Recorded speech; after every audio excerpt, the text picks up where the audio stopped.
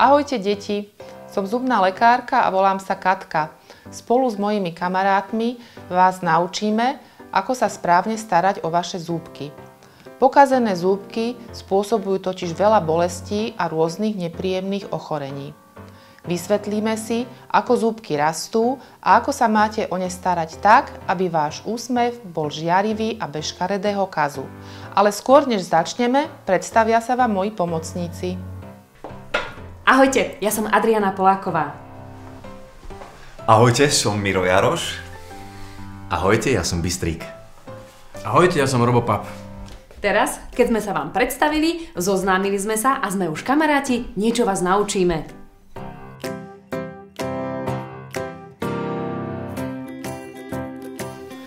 Skôr než začneme, vysvetlíme si niektoré slovíčka, s ktorými sa budeme stretávať a povieme si, ako rastú zúbky. Ako prvé si vysvetlíme, čo je to ďasno. Ďasno je ružové tkanivo, ktoré je okolo zúbkov a pokrýva kosť, v ktorej sú zúbky umiestnené. Ako druhé si povieme, čo je to zubná korunka. Zubná korunka je tá časť zúbka, ktorá vyčnieva do úst a ktorá je pokrytá zubnou sklovinou. Zubná sklovina pokrýva zúbky zvonka. Je veľmi tvrdá, biela a krásne lesklá. Ochraňuje zúbky pred vplyvmi potravín a odieraniu. Poslednými slovíčkami, ktoré si vysvetlíme, sú čelusť a sánka. Čelusť je tá kosť, v ktorej rastú horné zúbky a sánka je tá kosť, v ktorej rastú dolné zúbky. Malé detičky majú mliečny chrúb, teda 20 mliečnych zúbkov. Okolo 6. roku života sa začína výmena mliečneho chrupu zatrvalý. Zapamätajte si, že to, ako sa staráte o mliečne zúbky, výrazne ovplyvní trvalý chrup na celý život. Zúbky si umývame aspoň 2-krát denne, ráno a večer. Ale ideálne je, keď si ich umiete aj na obed. Samozrejme až po jedle. A deti, viete, ako dlho si treba umývať zúbky? Minimálne 3 minúty. A aby ste vedeli, kedy uplynú 3 minúty, tak vám k tomu môžu pomôcť takéto krásne presýpacie hodinky, ktoré vám presne ten čas odstopujú. V prvom kroku vyčistíme zadné zúbky, teda stoličky. Otvoríme doširoka ústa a začneme čistiť žuvacie plôžky stoličiek vľavo dole. Potom prejdeme vpravo.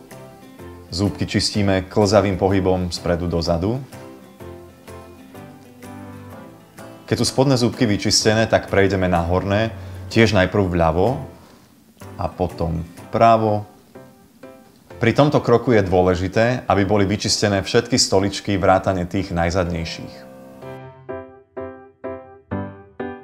V ďalšom kroku si vyčistíme všetky zúbky po vonkajšej strane. Najprv dolu, potom hore.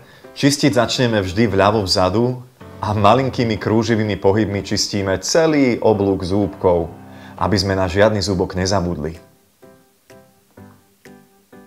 Kefkou netlačíme.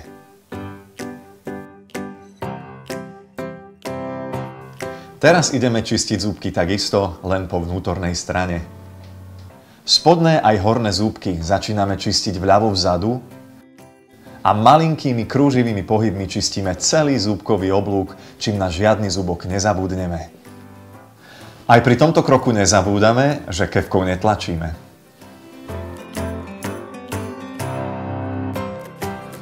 A na záver si nezabúdame vyčistiť jazyk.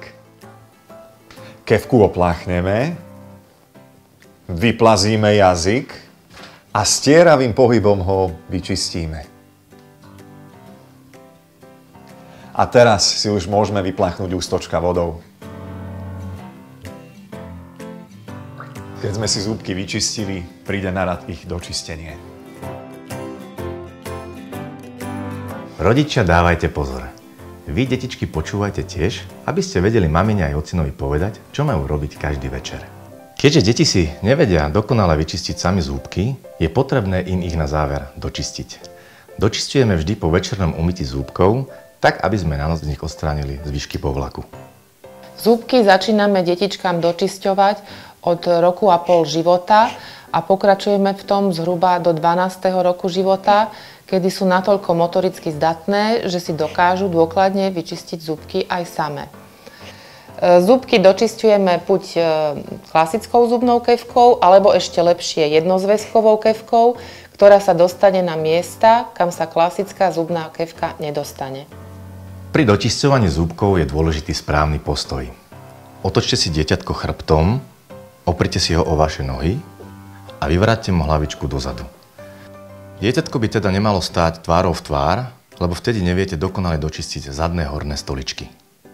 Zúbky dočisťujeme jednozväzkovou kefkou, malými, drobnými, krúživými pohybmi zúbok po zúbku a sledujeme kontúru celého zuba. To znamená, že ho umyjeme z každej strany, aj spredu, aj zo žuvacej plošky, aj z jazykovej strany a postupujeme pekne zľava, cez predné zúbky až doprava na opačnú stranu. To isté platí aj na horných zúbkoch. Začíname zľava, drobnými krúživými pohybmi prebehneme všetky plôžky zúbka. Na jednozväzkovú kefku dávame minimálne množstvo detskej zubnej pasty, alebo ju môžeme použiť aj čistú. Dočisťovaciu kefku meníme každé 3 mesiace. Ak je opotrebovaná, samozrejme aj skôr. Kefku meníme aj po každom infekčnom ochorení, ako je napríklad angína a chrípka. Milí rodičia, nezabúdajte, že dočisťovanie zúbkov u dieťatka je veľmi dôležité. Nie len kvôli odstraňovaniu zvyškov povlakov, ale aj kvôli vytváraniu návykov, ktoré sú na celý život. Keď už máme 4 roky, po dočistení zúbkov začneme používať aj zubnú niť. Tiež ju používame raz denne po večernom čistení. Najlepšia je zubná niť na paličke, ktorá sa ľahko drží a pohodlne ňou vyčistíme všetky priestory medzi zúbkami, kam sa kefkou nedostaneme. Použitie zubnej nite je veľmi dôležité. Čo myslíte, koľko strán má zúbok? Správne, 5. Kefkou ale vyčistíme len 3 z nich. Zvonku, zvnútra a zhora.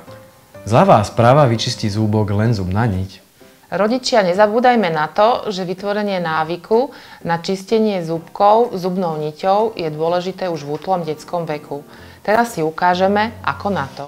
Dentálnu niť netlačíme do medzizubného priestoru, ale zasúvame ju takýmto pilkovitým pohybom smerom spredu dozadu, pričom vyvíjame len úplne mierny tlak. Takisto vyťahujeme dentálnu niť aj von z medzizubného priestoru.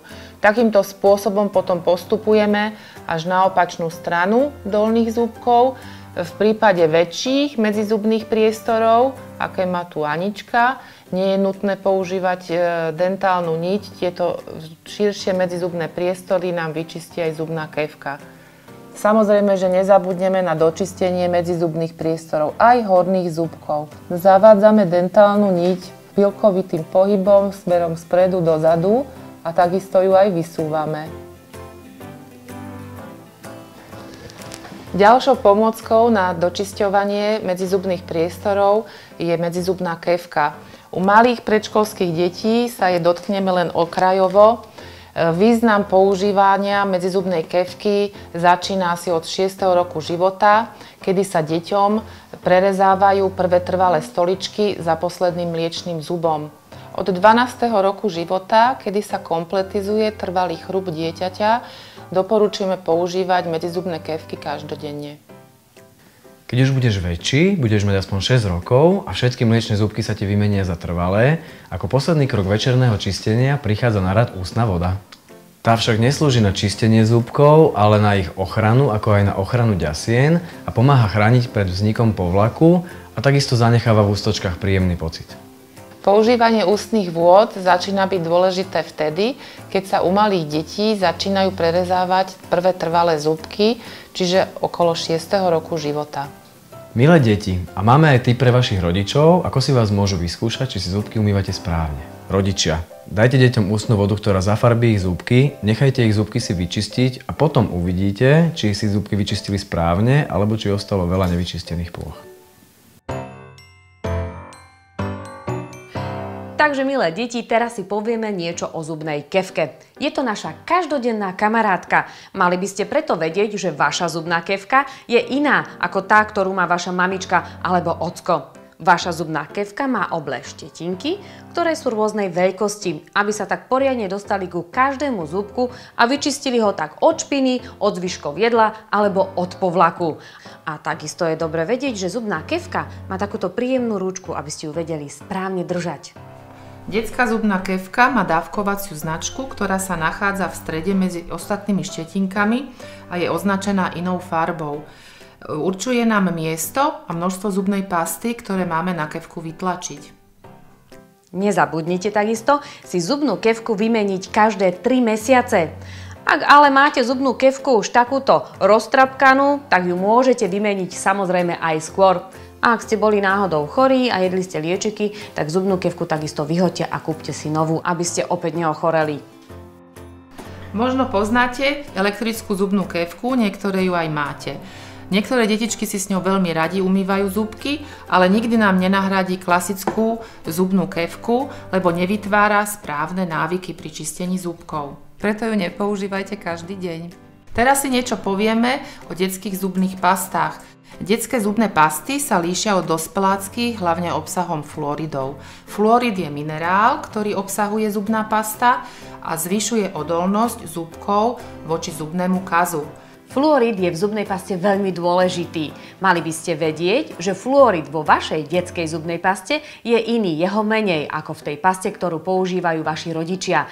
Keď ju budú kupovať, nájdu to napísané na obale, takže sa nemusíte báť, prečítajú si, ktorá zubná pasta je pre vás najlepšia.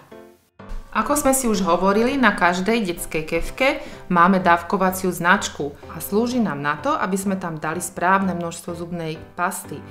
Správne množstvo zubnej pasty je zhruba malá guľôčka veľkosti hrášku. Neznamená, že čím väčšie množstvo pasty na kefku dáme, tým lepšie zubky očistíme. A viete, čo je super? Že v obchodoch dostať zubné pasty s rôznymi príchuťami. Mentolová, jablčková, jahôdková. A tak si môžete vybrať takú zubnú pastu, ktorá vám chutí najviac, aby ste sa potom tešili, keď si pôjdete zubky umývať. Teraz si povieme, čo našim zúbkom škodí a čo prospieva. To, či máš alebo nemáš zdravé zúbky, veľmi ovplyvňuje aj to, čo papáš. Jednou z vecí, ktorá zúbkom najviac škodí, je cukor. Ten obsahujú napríklad sladkosti alebo sladené nápoje. Úplne ale vylúčiť cukor z jedálnička je nemožné. Čo však urobiť môžeš, je obmedziť ich množstvo. Čiže nejesť a nepiť toľko sladkého, ako by sa ti možno žiadalo. Po zjedení sladkého jedla a vypití sladkého nápoja nám na zúbkoch ostáva cukor. Čím dlhšie tam je, tým nám viac škodí a vytvára zubný kas. A teraz si ukážeme, ktoré potraviny našim zúbkom škodia. Napríklad koláčiky, tortičky, zmrzliny, čipsy, čokolády, čokoládové a nečokoládové cukrovinky, cukríky a sladené nápoje. A naopak potraviny, ktoré sú prospešné našim zúbkom? Mliečne výrobky ako napríklad syry, tvarohy, jogurty, čerstvé ovocie a zelenina. Sladkosti by sa mali papať maximálne 1-krát za deň. A to ideálne po obede, keď sa blíži k večernému čisteniu zúbkov. Zapamätaj si, keď si večer umieš zúbky, nemôžeš už nič papať a piť môžeš len čistú vodu. Ak by si predsa len niečo spapal alebo vypil niečo sladké, musíš si zúbky umyť znova. Zubný lekár je lekár, ktorý sa stará o vaše zúbky. Pravidelne kontroluje, či ich máte zdravé, takže sa ho vôbec nemusíte báť. Keď prídete k Ujovi zubárovi alebo k tete zubárke, sadnete si sem do takéhoto veľkého krásneho kresla, pohodlne sa usadíte, otvoríte ústa, Ujo doktor alebo pani doktorka si zasvietia na zúbky a skontrolujú ich, či sú všetky zdravé. Vôbec to neboli, takže sa nebojte a pokojne sa pýtajte na všetko, čo by ste o svojich zúbkoch chceli vedieť. Dôležité je, aby si dieťatko zvyklo na zubného lekára vtedy, keď nemá bolesť a aby bralo zubného lekára ako svojho kamaráta. Najväčšou chybou rodičov je, keď privedú prvýkrát dieťatko k zubnému lekárovi s bolesťou zuba a keď ho zubným lekárom strašia, napríklad, ak si nebudeš umývať zúbky, uvidíš, čo ti bude zubný lekár robiť a ako to bude bolieť. Toto sa robiť nesmie, lebo sa deti zubného lekára budú báť. Deti zubným lekárom nikdy nestrašíme. Prvýkrát treba ísť k zubárovi hneď, ako sa ti prereže prvý zúbok, najneskôr pred prvými narodeninami. Potom treba opakovať prehliadku minimálne raz za pol roka. Pri pravidelných návštevách ambulancie môže zubár včas odhaliť nielen zmeny na zúbkoch a ďasnách, ale aj ich nesprávny rast. Vtedy ti poradí, čo máš robiť, aby tvoje zúbky znova boli zdravé a pekné. S dieťatkom je potrebné chodiť na preventívne prehliadky k zubnému lekárovi 2-krát ročne. Nie je to finančne nákladná záležitosť, nakoľko preventívne prehliadky hradí poisťovňa 2-krát ročne. K zubnému lekárovi má dieťatko chodiť s úsmevom a pre pochvalu, ako dobre si vie očistiť zúbky, a nie len vtedy, ak má bolestivý problém.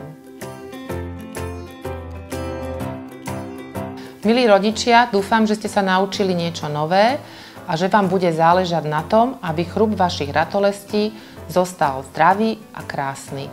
Ste to práve vy, ktorí svojim konaním a prístupom k správnemu a pravidelnému čisteniu zúbkov rozhodujete o tom, aký chrup vaše deti budú mať. A to je všetko, milé deti. Dnes ste sa toho veľa naučili však, a aby ste si to všetko dobre zapamätali, každý deň si môžete listovať vo vašej veselozúbkovej knižke, kde je to všetko napísané, aby ste si správne natrénovali, ako sa treba o zúbky starať. A budete tak mať krásny, zdravý a veselý úsmev po celý život. A máme pre vás zúbkovú pesničku. Tak si ju spoločne zaspievajme.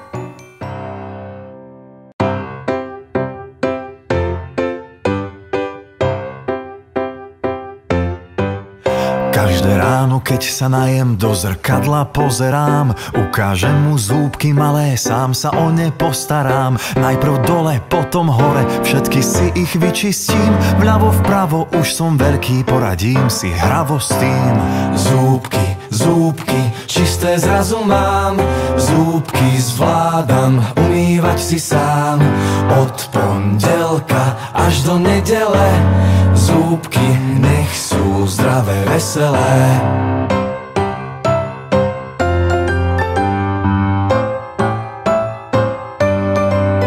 Tak si zúbky kefkou hladkám, nech sú biele, mám ich rád. Vždy po jedle 3 minúty, každý deň 2 aj 3 krát. Keď sú čisté, pozor, ešte nezabúdam na jazyk. Je to ľahké, usmejem sa, veď v tom nie je žiadny trik. Zúbky, zúbky, čisté zrazu mám. Zúbky zvládam, umývať si sám. Od pondelka až do nedele.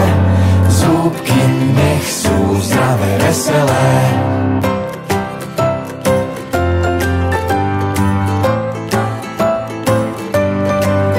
Potom večer po rozprávke, keď sa vonku zvečerí, s plným brúškom žiadne jedlo nezostalo v tanieri. Schytím kefku, kamarátku, zubnú pastu na ňu dám. Mama, tato, pozrite sa, jak si zúbky umývam. Zúbky, zúbky, čisté zrazu mám. Zúbky zvládam, umývať si sám. Od pondelka až do nedele. Zúbky nech sú zdravé, veselé. Zúbky, zúbky, čisté zrazu mám. Zúbky zvládam, umývať si sám. Od pondelka až do nedele. Zúbky nech sú zdravé, veselé. Mami, tati, a teraz mi dočistíte zúbky.